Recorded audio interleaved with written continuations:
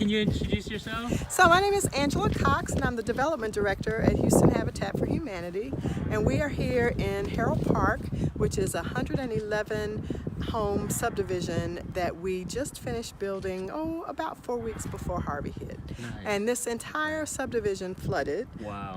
And we're going to go into one of the homes that we've repaired.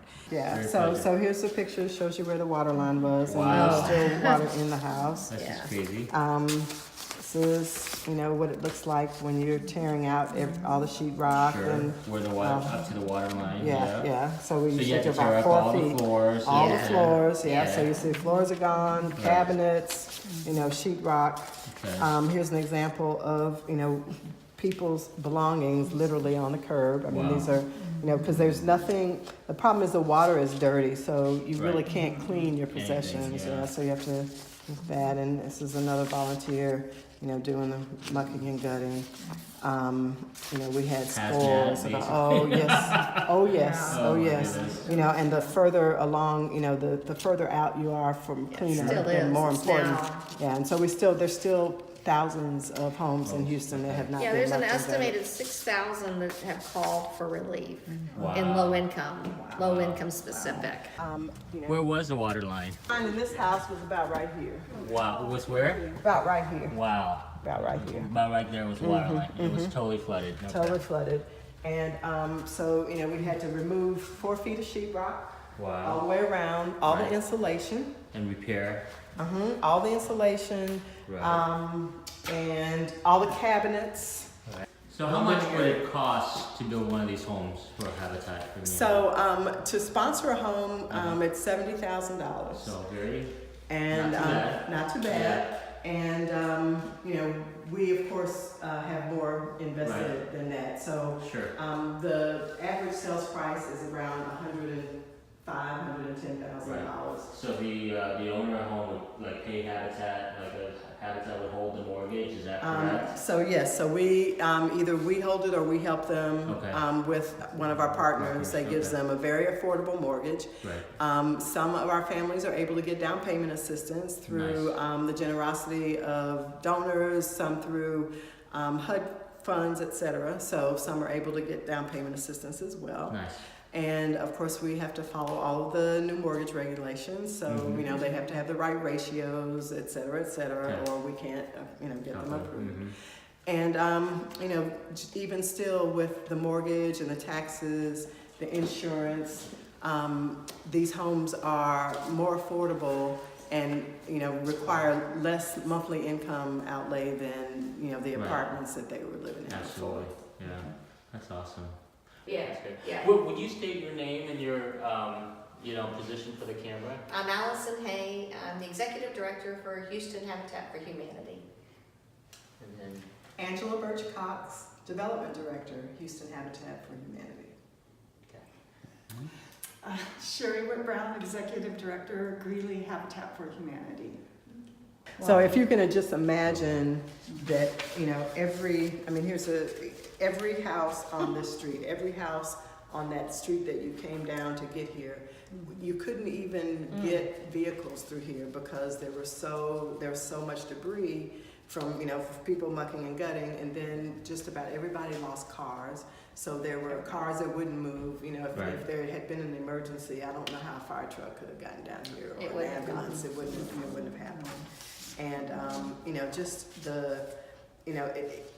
there's something that is just, you can't describe what it's like to see all of your stuff that you worked hard for. Hard-earned stuff, And yeah, that holds that's the the part. memories, and that really kind of chronicles your life, out on the street.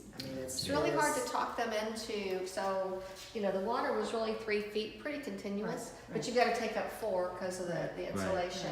But everything on the walls, we reminded, and the blinds and the shower, we said to them, if it had water, which it did, you've got to take it out. And we could not get people to take their pictures off the walls. It was it's been very, that's been a real, traumatic, which is, they're like, you're only doing the bottom. We're like, well, you can't get mold certified. And remember, you're in Houston, which this has been a very hard job because the sector with hurricanes back to back, plus the fires in Mexico, and plus the Puerto Rico piece, and plus the California mudslides. There's no materials. That's our Yeah, That's our and it'll thing. get worse, yeah. So, I don't know, God really kind of watched over us to be able to do what we're doing. Now, that's the part that's kind of cool.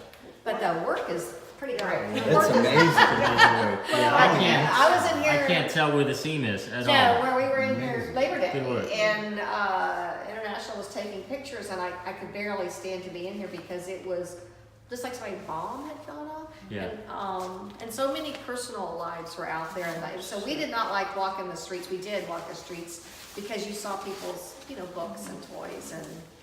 Well, Dr. Wynn, that's the beauty of Habitat, is because Habitat really does just go after it, and we have such a strong volunteer base across the country. I know we were bringing a team here, and That's awesome. it's just everybody is willing to just cross over state lines and do whatever they can do to help. We experienced the same thing in Colorado a few years back, where people would come from Texas up to help Yeah, us. So yeah. thank you. You're part of that. Yeah, You're part of that, but I will we say appreciate too, isn't that what all of this is about? Is Right. people in need, and then we're able to say, okay, I have resources this time, Yeah. because it all goes back. Yeah. And that's the part we were thinking. All of the people that were helping us from the other states, we were very grateful, but we were also like praying that nothing bad happened to them this year. Oh, I know, it's been a year for terrible Yes. disasters across, Yes, the country. yes. It's been crazy. Doctor, I want to tell Dr. Wynn's story a little bit. He called me when, I think 24 hours or not long after everything started happening here, and he said, I want to help. The hurricane, impacted families in Houston, and I want to help through Habitat. And I was just like, hey, I'm sure there'll be, and I had no idea, how much they were going to raise or what they were going to do. And then he was on a trip, and when he got back, the staff there continued to Wow.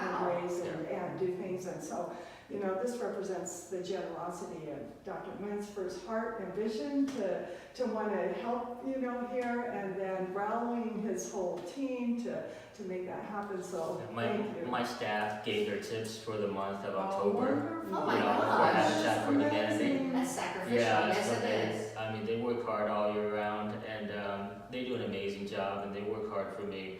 And I really appreciate them giving up their tips for a month for Habitat for That Humanity. is a sacrificial gift, yes. And we also took 5% of all proceeds for the month Oh, wow. of October Yes. to give to Habitat for Humanity. So I'm honored to be able to present this check to you guys. It's a $21,000 Oh my goodness, thank you so much. $21,000 check Holy to you guys for Wow. Habitat for Humanity. I know that this will I didn't tell him how much. this will come in handy in Oh, rebuilding these homes. But I called Sherry right away, and I just, I said I want to help out in any small way that I can for you guys. And I know that I know a lot of families will be helped out by this. You know what? When my family first came to the United States in '78, we were immigrants, from Vietnam. You guys have a huge Vietnamese. We do. It's our immigrant third community, language. yeah, in Houston, and I just remember the generosity of the church and people that sponsored my family. They set us up in a home. They rented it for us. They gave us food, clothing, shelter. Anything that we needed. They taught us English. It's just, it just comes full circle. It does come full. You're Oh, right. You know yeah. what? You are so right, and that's the way to pay it forward. Yeah. That's what we're supposed to do. Yeah. But we just for our third language, so all of our homeowner services materials are Really? It's in being Vietnamese? transcribed. Yeah, we just got being transcribed because it's hard to find a transcriber. Number one, but Right. number two, I was like, we're missing we're Right. missing some opportunities here. But yes, it does come full circle, and that's what it's supposed to do. Yeah.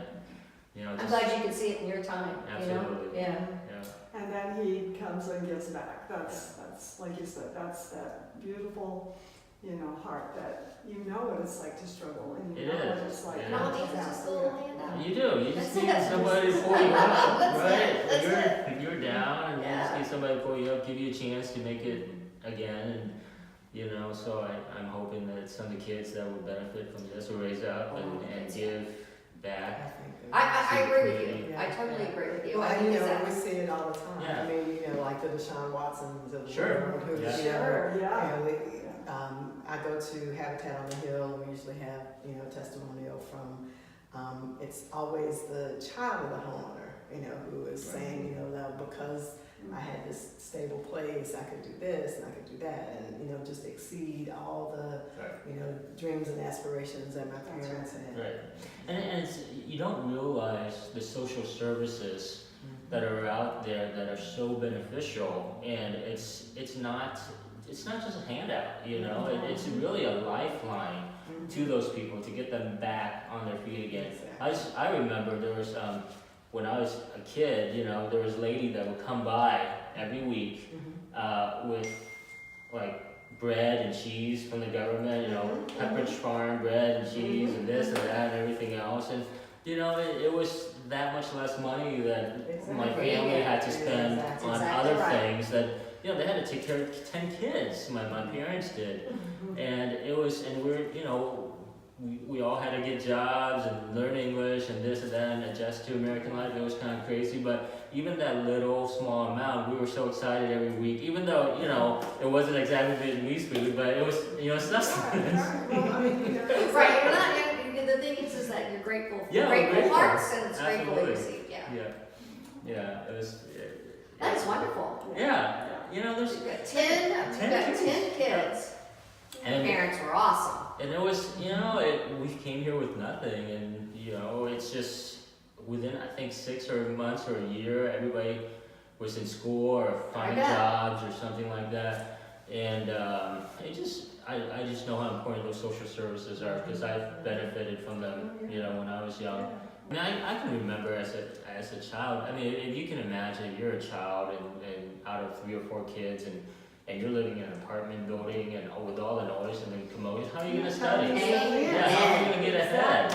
You know, whereas this is a home that's separate from everybody else. You actually have a yard to play in. You actually have possibly your own room that you may or may not share with, you know, brother or sister or something like that. But at But least look, you have there's dinner, yeah. there's study, You right? have You a private place you know? can study. And, Well,